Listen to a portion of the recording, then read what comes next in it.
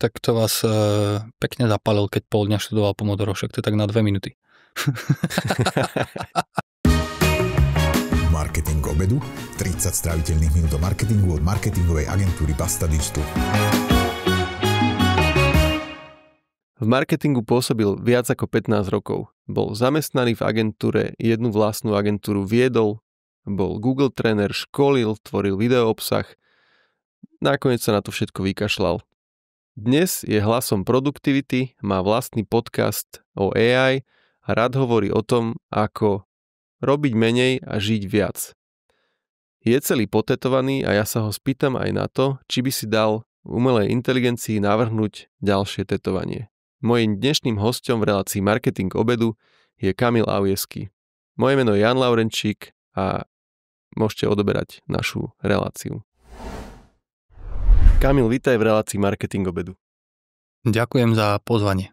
No, ja si ťa pamätám ako človeka, čo podľa mňa bol jeden z takých najznámejších ľudí, čo sa chceli dostať do marketingu tým, že si vytvoril vlastný web. Tam bol zverejnený životopis, bol si tam aj vyfotený kvôli tvojim tetovaniam a tak ďalej a bol to podľa mňa vtedy také veľmi viditeľné a to už je nejakých 15 rokov, nie? To môže byť takých 15 rokov, hej. No a ty si podľa mňa zanechal celkom veľkú stopu v marketingu so všetkými tvojimi aktivitami, mal si agentúru a tak ďalej, ale potom v nejakom bode si povedal, že kašleš na to ako jeden z najviditeľnejších ľudí v marketingu. Čo ťa k tomu viedlo? Viedlo ma k tomu to, že som si uvedomil, že marketing ma baví, ale baví ma robiť ho pre svoje firmy a svoje značky, pretože si ho môžem robiť úplne tak, ako chcem. A že vlastne ja som tak sa aj k tomu marketingu dostal, že ja som akože robil veci, ktoré ma bavia a som zistil, že mi to zarába peniaze a som pochopil, že OK, za toto mi niekto bude platiť, keď to budem robiť pre niekoho iného. Ale ja som proste zistil, že ja nechcem to robiť pre niekoho iného. Že nebaví ma proste to, že spravíš niekomu niečo dobré a chce od teba, aby si to spravil ešte 10 krát lepšie, spravíš niekomu niečo zlé a challengeuje ťa, prečo si to robil zlé, vieš, že proste nebavilo ma to už proste. Čiže na tvoje značky, to je tá hlavná motivácia. Áno, že chcem aj. No a také slovo ako vyhorenie u teba toto nerezonovalo v tejto súvislosti? Vieš čo, akože asi aj hej, ale nebolo to také, že teraz, že by som proste zo dňa na deň, alebo nejak, že by som bol taký, že by som nevedel pracovať, ale skôr to bolo také, že keď prišiel COVID, tak my sme veľmi veľa aktivít, ktoré sme robili, sme proste nejak utlmili a podobne a ja som mal strašne veľa času na rozmýšľanie. A ja som pochopil, že OK, že nechcem to už takto robiť, jak to robím. Ja som vtedy ako keby ukončil aj agentúru, predal som klientov aj ľudí do iných agentúr a vlastne ja som mal rok, kedy som že nič nerobil. V roku 2021 alebo 2022. A ja som proste ako keby, že strašne veľa rozmýšľal nad tým, že čo robím, prečo to robím, ako to robím a čiže asi som bol nejaký vyhoretý, keď som rok nič nerobil, ale nebolo to také, že som nič nerobil, lebo proste, že som nedokázal to robiť, ale ja som vlastne, že nevedel, že čo chcem robiť, hej, že tak som rozmýšľal. Tá tvoja štácia v buildu, ak sa nemýlim, tak to bolo až potom? To bolo až potom, hej. Čiže ešte si tomu dal šancu. A ešte som tomu dal poslednú šancu, kde sa mi iba presne potvrdilo to, že prečo to robiť nechcem. A ešte po buildu, jak som odišiel, ja som dostal ponuku na CMO do veľmi, veľmi akože dobrej aj váženej slovenskej firmy a mať tam na starosti v podstate nejaký tím 30 ľudí. Bol som vybraný už finálne, mal som finálnu ponuku na stole a ja som potom povedal, že OK, že sorry, že som ich takto naťahoval, že mrzí ma to, ale že nechcem to a že vlastne, že nemôžem ja zase ísť robiť marketing pre niekoho iného, aj keď by to bolo že super atraktívne, lebo by som sa dostal iba tam, kde som bol predtým, že vlastne, že to robiť nechcem. No a zaujíma ma tým, že si tak dlho v tom marketingu pôsobil, ale zároveň si vyskúšal rôzne pozície, aj si bol zamestnaný v agentúre, aj si agentúru viedol a všeličo možné si robil, že ako vlastne vyzerá tvoj deň dneska v porovnaní s tým, keď si v marketingu pracoval? Že je toho veľa, alebo si taký, že pol dňa chilluješ a cvičíš a tak a venuješ sa sebe? Je to tak. Vieš, ak vyzeral môj deň? Keď som mal agentúru, tak... No viem veľmi dobre, ako vyzerali tvoje dni, lebo si to zverejňoval. Som robil všetké vlogy a tak ďalej. Takže. Ja keď si teraz pozriem tie videá, niektoré, kokos, ja tam vyzerám jak týždeň po smrti. Nie pred smrťou, ale týždeň po smrti. Proste, že ja som tam že extrémne unavený a ja som mal toho, že strašne veľa. A ja som išiel, že non-stop, že bomby. Ale my sme to bolo strašne, že o egu mojom, že ja som chcel všetko robiť, všade byť, všetko som chcel proste. Čiže ja som mal, že extrémne busy život a teraz ako vyzerajú moje dni, tak vyzerajú asi tak, že dneska som bol na tréningu, teraz s tebou nahrávam tento podcast, o jednej mám jeden call, potom už nemám, že nič. Včera som mal zase, že ráno tréning, potom som nahrával z hodou okolností tiež jeden podcast a potom som mal masáž. A tiež okrem toho nič. Čiže snažím sa ako keby... Ale to znie tak, že akože áno, máš podcast, lebo som ťa pozval, čiže máš to v kalendári, potom máš nejaký call, ale akože okrem toho nemusíš nič robiť, však máš nejaké iné aktivity. Je tam pár ako keby administratívnych vecí, ktoré musím spraviť, ale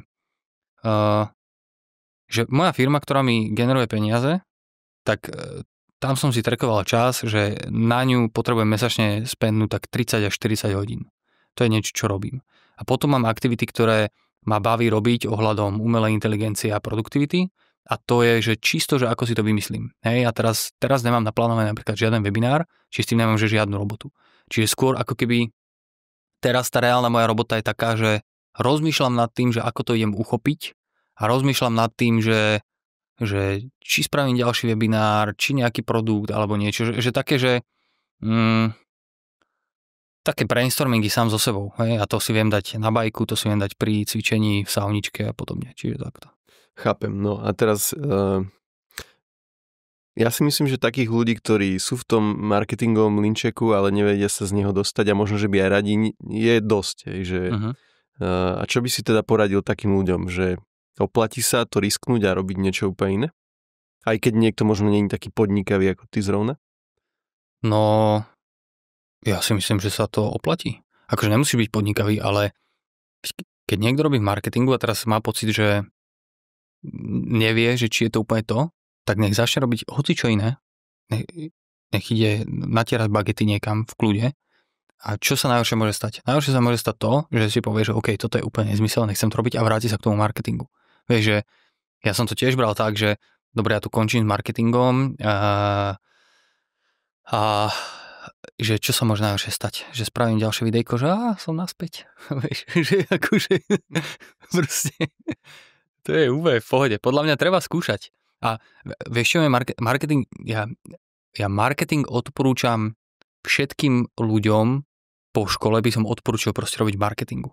Reálne, pretože ty tam nazbieraš také rôzne skúsenosti z rôznych proste firiem, z rôznych segmentov a úplne, že musíš byť taký akože veľmi obratný a to je niečo, čo ti pomôže potom ako keby definovať ďalej ten tvoj pracovný život, že ako to proste vieš uchopiť ďalej. Čiže za mňa, ja neľutujem ani minútu toho, čo som robil marketing. Mne to dalo, že brutálne základy do toho, že ako teraz rozmýšľam nad vecami a ako ich uchopím a podobne. Súhlasím. A to špeciálne platí ale asi o marketingu alebo práci v oblasti marketingu v agentúrach, lebo tam zrovna akože tých rôznych klientov vidíš aj znútra, ako fungujú, ako ich biznis procesy, ako vyzerá ten produkt, kde je aká marža a tak ďalej, že s tým súhlasím. A zároveň si okusíš ale aj to, že OK, teraz treba robiť aj cez víkend. Teraz je tu tender, tak treba potiahnuť tej práci. Že zistíš aj takéto veci a že to sú veci, ktoré keď ako keby chceš vo všeobecnosti v živote nejakým spôsobom byť úspešný, tak niekedy treba potiahnuť. A nemôžeš proste mať iba ten work-life balance 100%. Súhlasím. No a teraz tie tvoje aktivity, jedna z nich je taká, o ktorej nebudeme hovoriť, to je podľa to, čo si povedal, že generuje tvoj príjem a nie, že by to bolo tajné, ale...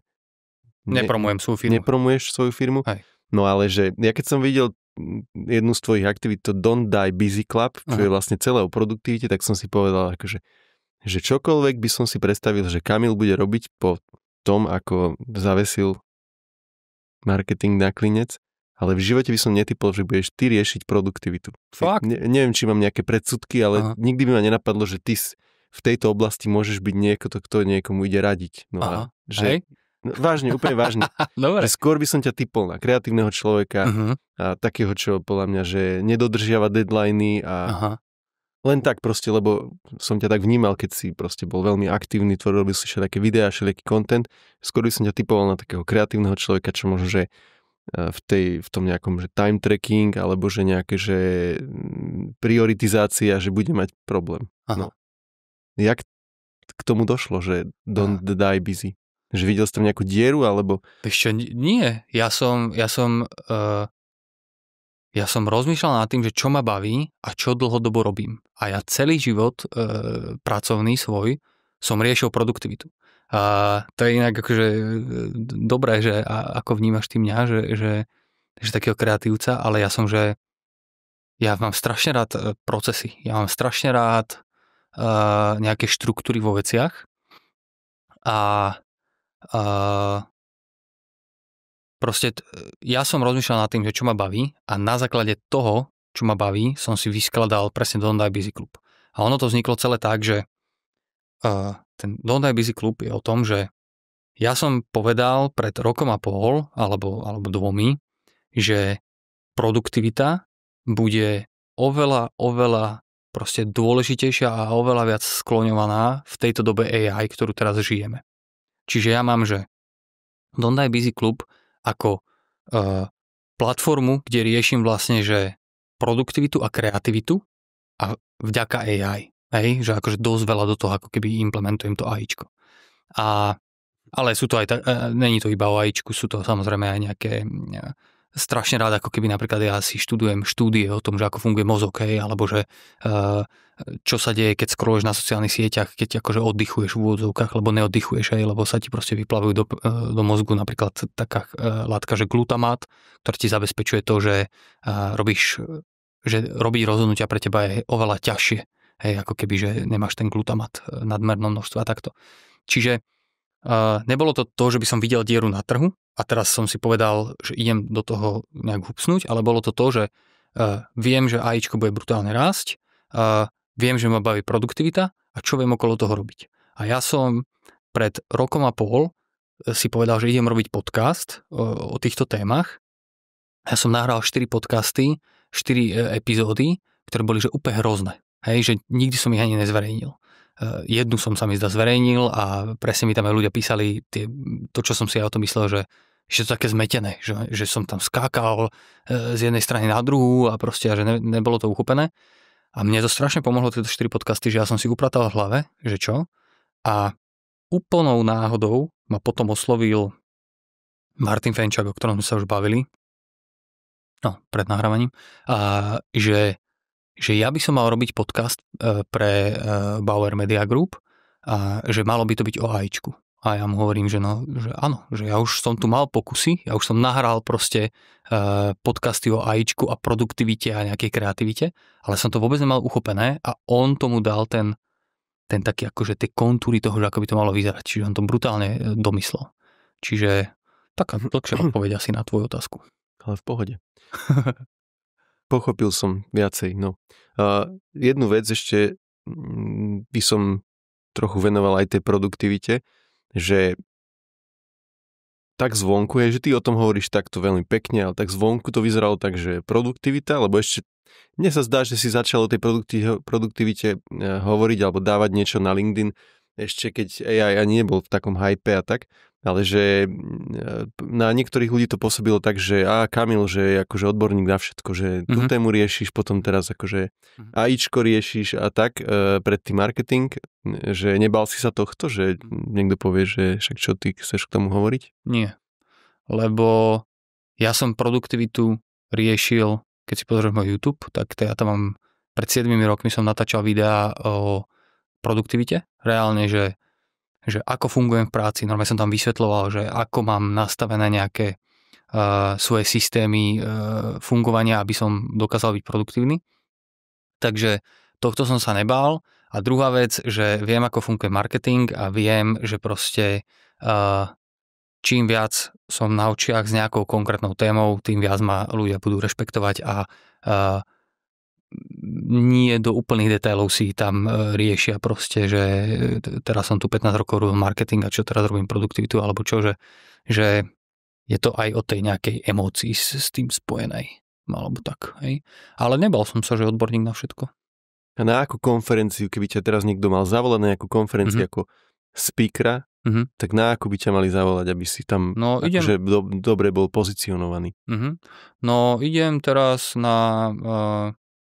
pôjdem na marketingovú konferenciu, kde budem rozprávať o AIčku a produktivite, že vlastne tým, že mám aj veľa skúseností s tým marketingom, tak viem ti ukázať tipy, ako vďaka AIčku si vieš extrémne ušetriť čas. A idem na konferenciu pre realitky, kde idem hovoriť tiež o týchto veciach. Bol som na konferencii v Erste Digital, kde som hovoril čisto o produktivite, veľmi málo o AIčku, čiže tam som ho keby hovoril o tom, že prečo ľudia prokrastinujú, aké štúdie sú za tým. Takže ja sa nestávam do pozície, že by som bol nejaký psychológ alebo nejaký akože expert z toho pohľadu, že aby som robil nejaké štúdie, ale ja som si načítal strašne veľké množstvo štúdií, strašne veľké množstvo ako keby dát si zbieram celkovo k tej produktivite a pracujem s tým a dávam to do kontextu toho reálneho života tým, že som proste 15 rokov mal svoju firmu, ktorú som popri ako keby tom, jak som v agentúrach robil, riešil stále svoje nejaké projekty, že som mal stále proste vždy nejaké svoje vedľajšie projekty, že keď som bol full-time zamestnaný v korporáte napríklad, tak ja som mal 3 svojich zamestnancov, ktorí mi akože začali pomaličky budovať agentúru, hej? A na to potrebuješ mať nejaký systém produktivity a práce. Čiže takto, no, nebal som sa nejako. OK. No ja by som teraz chcel switchnúť do AI, alebo AIčko, ty to tak voláš, tak to môžeme ja to tak volať. Mi to prípada také vtipné, že AIčko. Ale AI sa hrozne zle vyslovuje ľuďom, čo ja nie úplne ľahko viem artikulovať a AI je také, že debilne sa to vyslovuje. No ale ja som nemôžem ani povedať, že by som bol nejaký early adopter. Skôr som povedal, že naopak. Ale že vidím hrozne veľa ľudí, ktorí hovoria o tom, že mali by sme teraz začať programovať s AI, hej. Jindřich Fáborský, čo organizuje Marketing Festival, tak naprogramoval nejakú hru. Marek Prokop toho podľa mňa nepoznáš, ale to je taký SEO guru český, tak takisto akože vyzýva ľudí, že teraz by ste si mohli naprogramovať čokoľvek, napríklad niečo, čo vám pripomína, kedy si máte dať lieky, alebo neviem, čo to tam dneska dával na Facebook, ale že mne to prípada také, že mne sa to vôbec nechce učiť, hej. Pričom ešte k tomu aj ja mám dokonca, že programátorský background, že aj niečo viem naprogramovať, alebo vedel som kedysi. A že ty hovoríš o tom, ako to používať pri tvorbe nejakých vizuálov a tak ďalej, ale že mne sa fakt, že nechce, to hovorím úprimne. Že je dôležité byť v tomto early adopter a mám byť v panike, že na to nabehnem neskoro alebo vôbec, alebo je to jedno? No, myslím si, že sa to do našich životov dostane tak, že budeš to využívať a ľudia, ktorí začnú skôr, tak budú mať konkurenčnú výhodu reálne a ja si myslím, že ono je strašne dôležité začať otázkou, že ako mi dokáže AIčko pomôcť a v čom. Hej? A teraz, že ja keď hovorím o nejakej tvorbe vizuálov napríklad, tak ja to hovorím v kontexte tom, že malé firmy majú často problém si platiť proste za profesionálne vizuály agentúry, keď na to proste nemajú svoj budget. Tak tu je riešenie. Hej? A keď niekto naprogramuje nejakú hru, tak sa z toho možno teší, ale neviem, aký to má ďalší. Možno sa teší z toho, že sa niečo naučil, že tá hra funguje a podobne. Ale ja sa snažím ako keby si identifikovať tie problémy, ktoré napríklad mám aj vo svojom podnikaní, až ako mi s tým vie AIčko proste pomôcť. A v tomto si myslím, že čím skôr nad tým začneš takto rozmýšľať, tak tým lepšie. Vieš, že ja napríklad ako keby... Ale ja sa na to pozerám tak, že aj u nás riešime sales a teraz akože čo by sme mohli a toto by sme mohli a takéhoto agenta, ja si hovorím kokos, že nestačí počkať, kým to niekto akože urobí, bude to ako platený tool a áno, bude mi to, neviem, z Finstatu ťahať automaticky a bla bla bla a povie mi to, že ktorú firmu sa oplatí osloviť. Áno. Ale že nestačí počkať, že potrebujem byť fakt ten akože prvý, čo to bude mať a...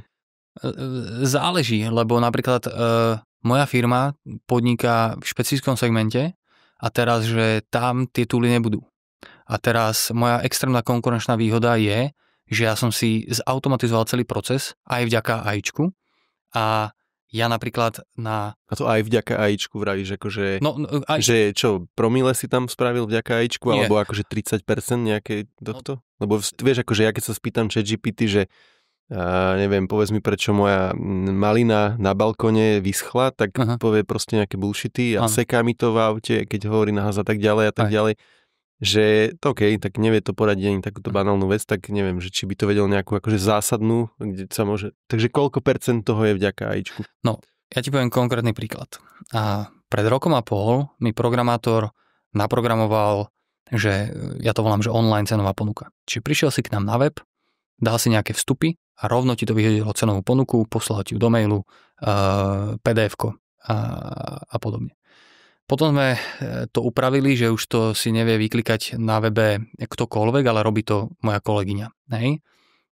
A pred 2 mesiacmi prestalo fungovať niečo v tej kalkulačke, aj vieme presne čo a podobne. A ten programátor externý, ktorého som na to potreboval, tak nemal na to čas, lebo proste robil iné projekty pre inú firmu. A čo som ja spravil, tak cez Google AI Studio som si reálne nakodil celú tú kalkulačku od nuly, ktorú a nakodil som to za 2,5 hodiny. Normálne, že, lebo už som mal ako keby dobré zadania, že mal som, že finálnu cenovú ponuku, ako má vyzerať, mal som tie vstupy, ktoré sú do toho potrebné, všetko som to iba proste nahodil do toho AIčka, povedal som, že čo potrebujem, mne to Google AI Studio nakodilo a moja kolegynka to od druhého dňa používa. A teraz, že to mne šetrí reálne, že 10 až 15 minút na každej cenovej ponuke, ktorú robíme, my tých cenových ponúk robíme mesačne 250. Takže strašne veľa času. Hej? A toto je jedna z vecí, kde mi to AIčko brutálne ako keby pomohlo. Dobre, nakodilo a potom kto to uložil a nahral na nejaké FTP a teda to si všetko na Google AI Studio to je. Okay. To je celé tam. Nepotreboval som urobiť, že nič. A teraz som sa s tým hral zase... Čiže to nie je niekde na frontende na webe, že používa to kolegyňa a je to neverejné, tak to chápem. No má ona public URL, ale ako keby, že tie... Ja som, že či si to musel nejako na web dať. No okej, rozumiem, toto existuje a funguje. Áno, ale vieš to akože dať do... Vieš si tam spraviť potom cez AIčko normálne, že databázu, hej, že Firebase od Google tiež, že v Google AI Studio si vieš spraviť frontend. Potom to dáš do Firebaseu, kde už máš tiež normálne chatovacie okno a píšeš si.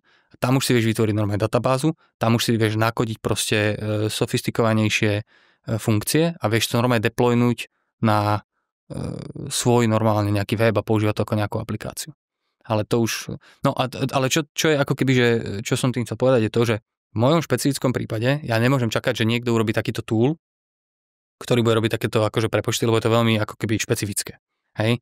Čiže ak si ty identifikuješ, že potrebuješ niekde si odbremeniť ľudí, alebo že niečo robiť efektívnejšie, alebo rýchlejšie a podobne, a není to úplne, že mainstreamová vec, tak asi by si mal sa nad tým zamyslieť.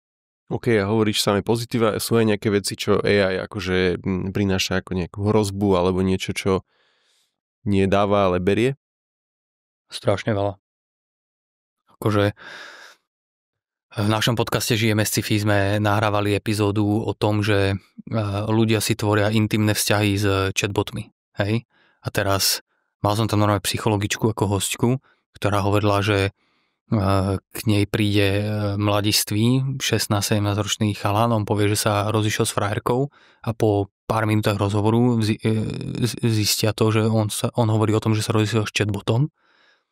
A to je také, že to je asi celkom také, že nie je úplne pozitívne, že ľudia si vytvárajú intimné vzťahy s chatbotmi. A je strašne veľa vecí, kde to môže mať negatívne dopady. Napríklad juniori vo firmách, tí budú mať že extrémny problém sa presadiť. Pretože častokrát tí mediori a seniori budú využívať nejaké AIčko namiesto tých juniorov, pretože to bude pre nich jednoduchšie. A teraz, že kde sa tí juniori naučia tomu, aby boli potom seniori? Hej? Je tam akože veľa negatívnych pohľadov na to. No ja chcem byť pozitívny. Začnite odoberať newsletter Basta Digital a jedenkrát mesačne vám do mailu príde sumár užitočných marketingových noviniek, zaujímavých blogov a rôznych podujatí a webinárov, kde môžete stretnúť niekoho z nás. Choďte na bastadigital.com/newsletter. Vieš si predstaviť, že by si umelej inteligencii zveril nejaké dôležité rozhodnutie životné, ako neviem, že kde zainvestuješ peniaze, alebo aké nové tetovanie si dáš na svoje telo? To v mojom prípade už nie je dôležité rozhodnutie. Ale z hodou okolností som včera nahrával podcast vo Finaxe a som myslel, že sa budeme baviť o takýchto veciach, ale nerozprávali sme sa potom úplne o tom. A ja som si napríklad nechal spraviť včera analýzu nehnuteľností v Bratislave za posledných 5 rokov, ako rastli ceny a aký odhad, ako budú rásť ceny najbližších 5 rokov. A spravilo to, že dal som to zanalizovať ChatGPT, Claude a Gemini. Všetci prišli s veľmi podobnými ako keby výsledkami. Líšilo sa to mierne, ale že... A počkaj, skočím ti do toho, že to je za teba dostatočný fact-checking, že vyskúšať viacej nástrojov, alebo to potom overuješ aj nejako? Ne, to nie je dostatočný fact-checking. Ja som iba chcel vedieť, že či ako keby úplne nejakým iným prístupom k tomu, že či úplne nejaké iné prístupy zvolia tie rôzne túly. Ale konkrétne v tomto prípade je úplne jednoduchý fact-checking, pretože tam boli všade uvedené zdroje, bola tam Národná banka, boli tam iné proste nejaké slovenské orgány, ktoré zverejňujú nejaké dáta k tomu. Mm-hmm. A že napríklad, že ja by som AIčko nemá byť o tom, že ti povie, čo máš urobiť. AIčko ti má dať podľa mňa, že čo najviac informácií na to, aby si ty urobil to finálne rozhodnutie a bol s ním ty spokojný. Hej, že proste a na to je podľa mňa AIčko dobré. Myslím, že niečo také ste v Žijeme z sci-fi riešili aj, neviem presne, kto bol host, lebo nepočúvam každú epizódu, ale bolo to niečo o pohovoroch alebo feedbackoch, nepamätám si, že kto bol host, ale veľmi ma to zaujalo, že príprava na pohovor a na feedback a tak, že ako sa dá vlastne využívať AI. A viem si predstaviť, že aj pri nábore človeka, že viem si to predstaviť aj kvôli tomu, že za celú moju kariéru som mal pocit, že som veľakrát spravil aj pri tom nábore nejaké zlé rozhodnutie, ktoré sa ukázalo až o mesiace alebo roky. Mm-hmm. A viem si predstaviť, že AI ti dá nejaké veci, aby si sa rozhodol objektívnejšie. A nie robil to, že hľadáš si len ľudí podobných tebe a teda, a že dostaneš viacej informácií. A toto som... Tiež sa mi zdá, že sme to v jednej epizódke rozoberali, Žijeme si, kde presne toto niekto takto aj využil, že dal si tam tých kandidátov porovnať a že nestranný názor kvázi, hej, a potom urobil na základe toho nejaké rozhodnutie. Áno. Počúval som to. Však vrajím ti, že počúvam občas tvoj podcast. Baví ma to. Dobre, no a teraz by som sa trošku ešte popýtal na tvorbu obsahu, lebo to je jedna z tých vecí, ktorú ja vnímam u teba ako veľmi silnú dlhé roky. Mm-hmm. A vlastne myslím si, že si bol jeden z prvých v marketingu, ktorý tvoril konzistentne nejaký video obsah. Môžem sa myliť, ale mi sa zdá, že si bol jeden z prvých. No a čo ťa dnes vlastne na tvorbe obsahu najviac baví? A čo z toho berieš také, že okej, no... Ja napríklad mňa baví ma vymyslieť, že koho zavolám do podcastu, až tak úplne ma potom nebaví vymýšľať tie otázky. Aha. Lebo viem, že čo by som sa akože mal pýtať a väčšinou tá protistrana, alebo teda ten človek, koho pozvem, chce vedieť nejaké okruhy a tak a ja si hovorím, že asi to je dobrý nápad, aby som potom tu akože nebol dlho ticho. Že mňa napríklad toto až tak nebaví. A čo je teba, čo baví a čo nebaví na tvorbe obsahu? No, mňa baví sa rozprávať s tými ľuďmi, že keď robím content, v ktorom sa rozprávam s niekým, tak to je že najlepšia vec, lebo sa dozvedám nové informácie, dozvedám sa ako keby rôzne pohľady ľudí na svet, na život, na AIčko, na akékoľvek témy. Čiže toto ma na tom veľmi baví. Všetky tie organizačné veci, okolo toho, tak to dávam asistentke robiť. Čiže ja vytipujem hosti, vytipujem tému, ona ich potom navoláva, dohaduje termíny a potom ja vlastne dávam tie okruhy dokopy, lebo tým, že ako keby, že primárne, že v podcaste teda riešim tému, že AIčko, ale takou ľudskou rečou, že tam je strašne veľa smerov, akými viem tú tému uchopiť. Hej? Čiže ja tam dávam ako keby ten môj input toho, že ako to chcem uchopiť. A čo ma nebaví strašne na tvorbe obsahu akéhokoľvek, je proste, že stále non-stop dávať nejaký content, že mňa to nebaví. A ja som teraz napríklad si nastavil taký systém fungovania, že content pridávam iba vtedy, keď mám nejaký cieľ konkrétny za tým. Čiže napríklad promujem nejaký webinár, promujem nejaký produkt, promujem proste niečo, tak vtedy pridávam pravidelne content a napríklad teraz nemám nič, tak teraz som nič nedal, ja neviem, týždeň už nič nešlo proste na moje sociálne siete. Hej? Takže toto ma že absolútne nebaví non-stop tvoriť niečo a teraz, že fotiť sa niekde len aby som proste mal nejaký content, to ma že absolútne nebaví. Že nula. Ale ani to nerobíš. Nerobím, no, hej. Lebo ty akože považoval by som ťa za fotogenického človeka, lebo... To je veľmi milé. No tak, lebo minule som videl takú ženu, čo bola úplne holohlava, to nechcem povedať, že kvôli tomu si fotogenický, ale išiel som po Záhradníckej a dívam sa na ňu a ona sa tak pozrela na mňa a hovorím si, že to musí byť akože časté, že keď je holohlava žena, že veľa ľudí sa na ňu pozrie, lebo však to je nezvyčajné. Takže predpokladám, že ty keď kráčaš aj po neviem, Benátkach, ale aj po Svidníku, takže sa ľudia pozrú na teba, lebo vyzeráš inak ako iní ľudia. Takže povedám, že si fotogenický, takže sa čudujem, že vlastne tvoje LinkedIn príspevky sú také iba akože text a nejaká grafika. Tak, je to tak, no. Že by som čakal, že ty na LinkedIn akože ako vidím veľa tých ľudí, čo majú pocit, že hackli ten algoritmus, že stále sa tam dávajú selfiečka, že by si to mohol robiť tiež. Mohol, no, len ma to nebaví. Vieš, že proste to je... Včera som nahrával podcast, nemám z toho fotku. Chodím na rôzne zaujímavé eventy aj do firiem a hoci kde a ja z toho si ani fotky nerobím. Že ja proste nebaví ma to. Absolútne ma to nebaví. Normálne, že... Tak ešte dobre, lebo jedna z tých tém, ktorú som chcel pri tebe navrhnúť, bolo, že ako si budovať osobnú značku a ty zdá sa, že nič preto nerobíš. No ale ja som preto robil strašne veľa. Vieš, že teraz preto nerobím, ale veď ja som mal full-timeovo zamestnaného kameramana, ktorý robil iba obsah pre mňa. Čiže všade so mnou chodil, všetko natáčal a potom to strihal do rôznych vlogov, videí a tak ďalej. Robím preto veľa, ale robím preto nie také tie influencerské veci. Vieš, že za posledných 5 dní nahrávam toto 3. podcast. To je podľa mňa budovanie nejakého self-brandu. Ale že to, že k tomu nedám na Instagram a na LinkedIn nejakú selfiečku túto spoločnú a že tam nenapíšem, že bol som v úžasnom podcaste a máte sa na čo češiť už čoskoro. Áno, že z marketingového pohľadu viem, že to je nedostatok a že kebyže to robím, tak mi možno všetko funguje oveľa lepšie, ale proste ja to neviem, že ja nechcem mať v hlave taký pocit, že teraz niekde dojdem a že budem rozmýšľať, že kde sa ako odfotím. Že ja chcem byť, že teraz dojdem a užijem si to tu tak, ako to je a keď z toho vznikne nejaká fotka, tak to bude, že super. To je pekné. Čiže si povedal, čo ťa nebaví. To je výborné. Ďalšiu otázku, čo mám de facto si teraz odpovedal.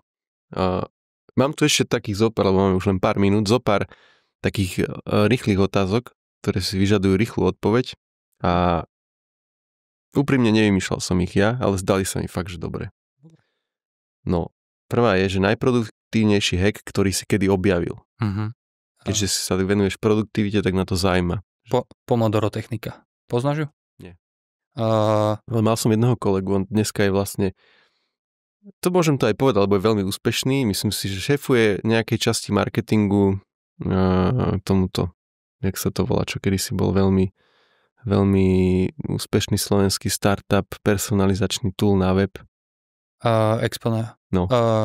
On je tam, že mali sme ho aj v podcaste, volá sa Juro Horný a on tam šéfuje nejakej časti marketingu a on kedysi, keď bol u nás stážista ešte v Pizza SEO, tak on všetci sme vedeli, že má problém s produktivitou a on povedal, že no on teda akože nestíha úlohy a že takže pol dňa teraz študoval Pomodoro a ja som bol taký kokos, že Juro, nemohol si namiesto toho, že si študoval Pomodoro, urobiť tie úlohy. Tak to odtedy si pamätám názov, ale nikdy som tú techniku vlastne neštudoval, tak mi môžeš povedať, čo to je. Tak to vás pekne zapálil, keď pol dňa študoval Pomodoro, však to je tak na 2 minúty. Tak vtedy bol od hodiny platený, vieš. Tak... Áno. No. Však dobre. Good for him. Pomodoro je úplne easy vec, akože na pochopenie. Proste rozdelíš si časové bloky na prácu a voľno. Ale že štandardný je prístup, že 25 minút robíš, 5 minút máš pauzu, 25 minút robíš, 5 minút máš pauzu a po 3 takýchto blokoch si dávaš dlhšiu pauzu. A teraz, že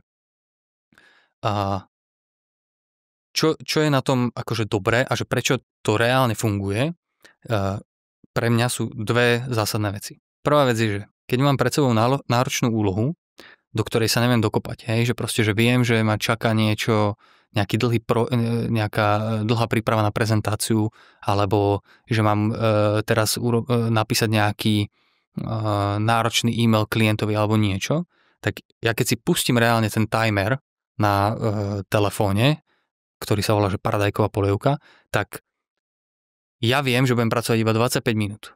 Tým pádom môj mozog není vystrašený z toho, že teraz čo všetko ma čaká a nevidí tam úplne tú komplexnosť toho celého a oveľa jednoduchšie sa mi začne pracovať. Hej? Čiže toto je prvá vec, prečo mi to funguje a je to podľa mňa super vec. A druhá vec, prečo mi to funguje a prečo to používam často, keď mám náročné veci, ktoré musím robiť, je to, že ty keď si dávaš reálne že tú prácu a ten oddych, tak to není ani o tom, že ty spravíš viac, ale to je o tom, že ty na konci toho dňa nie si vyčerpaný. Pretože ty keď si dáš po 25 minútach tú 5-minútovú prestávku a neskroluješ na sociálnych sieťach, prejdeš sa po byte, po kancelárii alebo kúkaš iba z okna von, tak na konci dňa proste nie si taký unavený, ako keby, že celú tú robotu spravíš proste na šupu 4 hodiny do toho proste bušíš a potom si 3 hodiny, že úplne odpálený. Čiže toto je za mňa, že najjednoduchšia vec, ktorú človek môže vyskúšať a nepotrebuje na to nič a je fakt, že veľa ako keby dôvodov, že prečo to funguje. Aj štúdie to potvrdzujú, že áno, že je to tak. Jediný, pre koho by to nefungovalo, sú podľa mňa fajčiari. Ty by každý tých 5 minút vyšli na cigu a... No, však v pohode, však čo tak... Možno, že by fajčili viac, ako by fajčili bez toho. No. Ale to bol akože len pokus o vtip. Dobre, druhá taká rýchla je, máš nejakú technológiu, ktorá ti zmenila život? Technológiu, ktorá mi zmenila život? Tak akože digitálny marketing mi zmenil život, čiže ten príchod digitálneho marketingu. Keďže som 15 rokov s tým robil. OK. Je niečo, čo si myslel o umelej inteligencii pred rokom a teraz to vidíš úplne inak? No...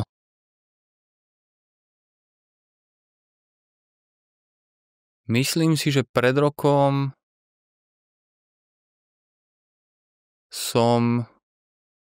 že oveľa viacej vecí sa reálne dá urobiť, ako som si myslel, že sa bude dať. Že pred rokom to bolo také, že hovorili proste ľudia na YouTube, ja neviem, kde ukazovali nejaké fancy akože use casey, že čo všetko sa dá, ale v skutočnosti to bol bullshit a keď si to skúsil urobiť, tak ti to nefungovalo, hej? A teraz už veľa z tých vecí funguje reálne. Jak toto, čo som ja napríklad povedal s tou mojou cenovou ponukou. To není, že by to bolo nejaký polotovar, alebo že by to nefungovalo, alebo niečo. To je normálne 100% hotová vec, funkčná, vybavená. Hej? Čiže oveľa viacej veci funguje, ako som si myslel, že bude fungovať asi. No. Super. To je dobrá bodka. Ďakujem ti, Kamil, za rozhovor. Ďakujem, Maja. Pekný zvyšok obeda. Hej. Čaute. Čaute.